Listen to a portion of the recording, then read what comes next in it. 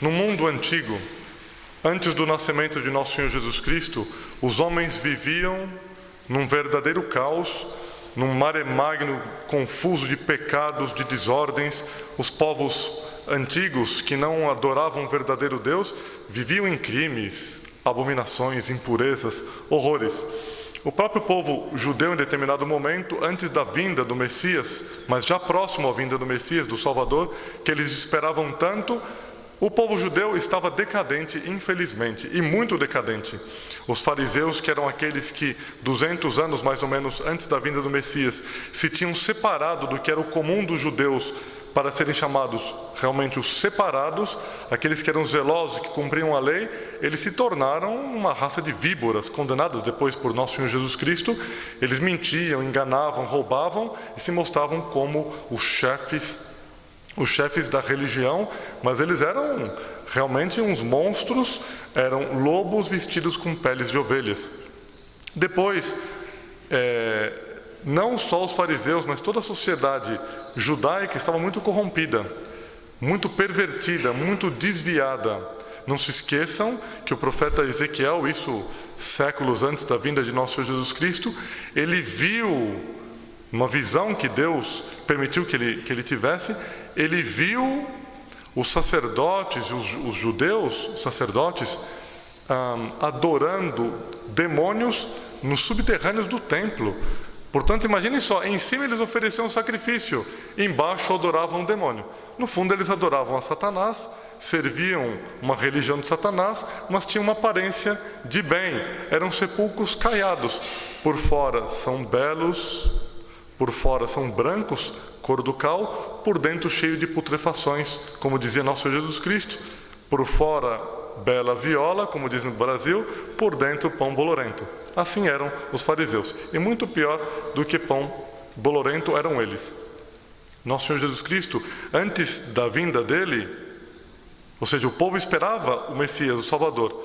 Ele não havia nascido ainda, mas a terra chegou a uma situação tal que era insustentável. Nossa, quase que a gente lembra dos dias que nós vivemos, né? A terra vivia uma situação insustentável. O roubo era glorificado por muitos. O engano, por uma outra grande parte da sociedade. A impureza, nem se diga, a maledicência. E assim ia. A lista dos mandamentos que muitos do povo judeu seguiam, aqueles que deveriam ser fiéis à lei de Deus, a lista dos mandamentos eram mandamentos de ponta cabeça, que muitos deles seguiam. E Deus esperou que chegasse a este vórtice, essa baixeza tão grande, para que Ele pudesse intervir nos acontecimentos. Isso é esperança para nós. Quanto pior, melhor. Nossa, padre, o que você está dizendo aí? Quanto pior, melhor.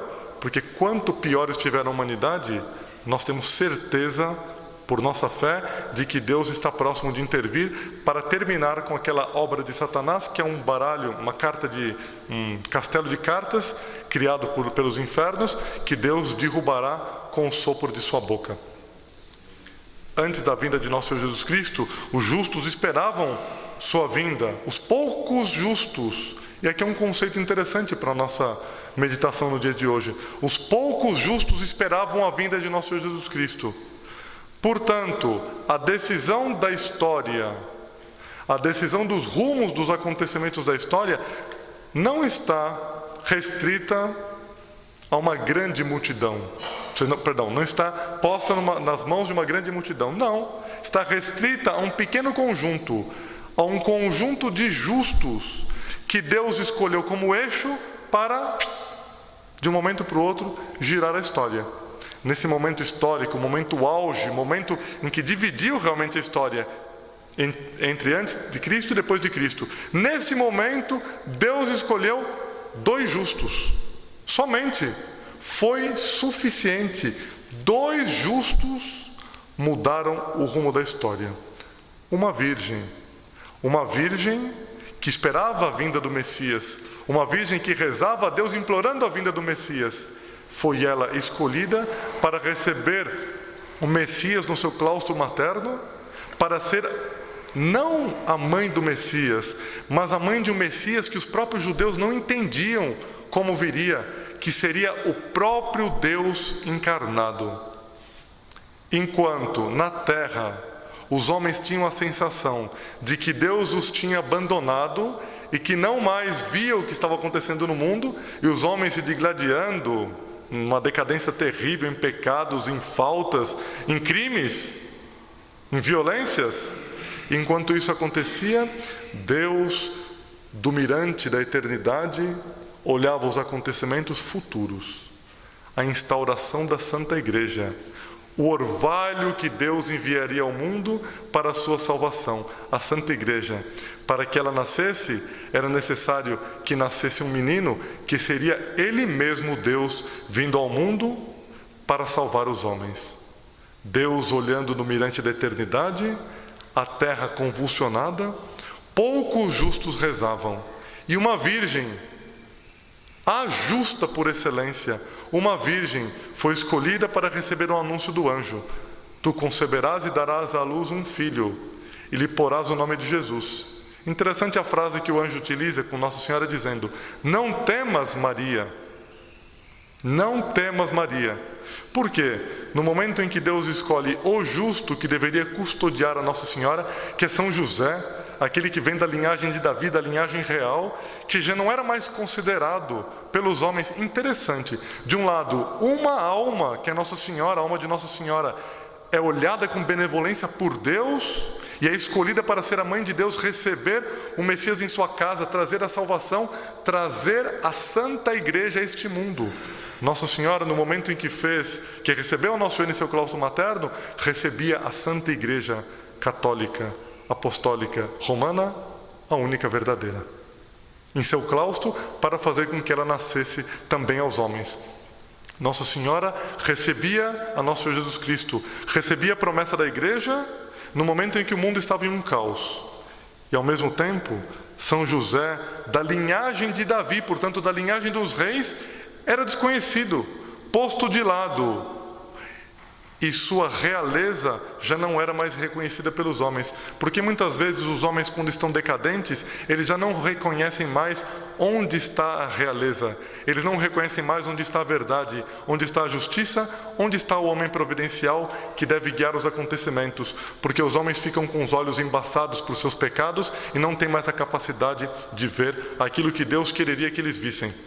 Então, já não viam mais São José como um descendente, como aquele que guiaria os acontecimentos, recebendo a Nossa Senhora como esposa, recebendo o Divino Infante para custodiá-lo como pai adotivo. Então, São José recebe a missão, ele aceita a missão, é o segundo justo que entra nos acontecimentos. Tudo escondido, tudo em segredo, porque Deus preparava a mudança dos acontecimentos da história em segredo, em uma casa. Um local recolhido, José e Maria. Eles tinham voto de virgindade, voto de castidade com a virgindade. E Deus os escolhe para o maior acontecimento da história. Então, sem querer alongar-me muito, São José, depois que Nossa Senhora vai visitar sua prima Santa Isabel, ela volta e dá os sinais, a aparência da gravidez. Infelizmente tem gente que comenta, infelizmente até alguns pastores comentam, aqueles que deveriam ensinar e pregar, que São José duvidou da integridade de Nossa Senhora ao vê-la grávida, pensando que ela poderia ter traído a ele. Isso é mentira. Se São José tivesse duvidado de Nossa Senhora, ele não seria São José. Ele nunca duvidou. Ele se deu conta que algo grandioso havia acontecido, porque ele via a castidade dela, via a santidade e percebia que ela era chamada por um desígnio mais alto. São José apenas não sentiu-se digno, não sabia o que estava acontecendo. Resolveu abandoná-la em segredo. Mas durante a noite, o anjo aparece e diz para São José a mesma frase que tinha dito para Nossa Senhora: não temas. Explica que aquele menino era um menino providencial e que ele deveria colocar o nome de Jesus. Olha que graça que São José teve de receber o nome de Nosso Senhor em seu coração, antes mesmo que ele nascesse nesse mundo. Depois, comentava Dr. Plínio, quando São José foi dormir naquela noite, ele olhava para Nossa Senhora, via que ela era santa, via que ela era virginal, castíssima. Ele olhava e dizia, minha esposa. Depois daquela noite, comentava o Dr. Plínio, em que ele passou por aquela prova e que Deus desvendou um mistério diante dele, aquele mistério que Nossa Senhora tinha guardado em segredo, ele acordou de manhã, olhou para Nossa Senhora e já não disse mais minha esposa, olhou para ela e disse, ó Santa Mãe de Deus. Ele viu ali o que aconteceria. Era um justo que deveria, junto com Nossa Senhora, estar nos acontecimentos que mudariam a história. Nós estamos, e assim terminamos, nós estamos num momento de decadência da humanidade como nunca os homens viram. O torto é escolhido como se fosse uma coisa boa. O feio, quanto mais feio, melhor. Quanto mais bruto, quanto mais mentiroso, quanto mais horrível, é o melhor. É o que os homens querem. Querem viver no ridículo, no sujo, no feio, no bruto, no erro. Deus, do mirante da eternidade, olha os homens. E Ele também escolheu os seus justos, para que através deles, a história mais uma vez girasse de rumo. Mas padre, parece que o mundo não tem conserto. Da mesma forma que parecia que não tinha conserto no momento em que Nosso Senhor veio ao mundo. Tem conserto, porque quem guia os acontecimentos não são os filhos de Satanás, mas é o próprio Deus que criou a história e é que a leva para onde Ele quer.